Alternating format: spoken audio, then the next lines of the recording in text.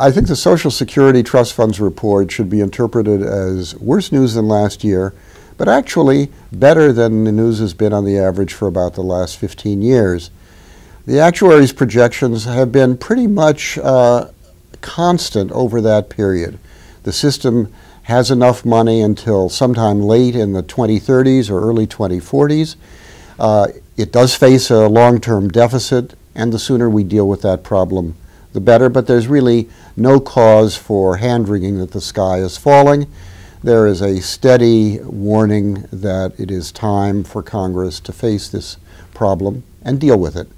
Furthermore, it's a relatively easy problem to deal with. Small adjustments in revenues or in benefits would be sufficient to put the system on a steady financial course for the indefinite future. In the case of Medicare, the prospects, as indicated by the trust funds reports this week, are far more serious than in the case of Social Security.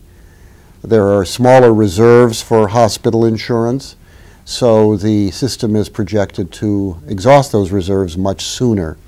Furthermore, costs are projected to increase not only because the baby boomers are going to retire, which also affects Social Security, but in addition because the per capita costs of healthcare spending are growing faster than incomes.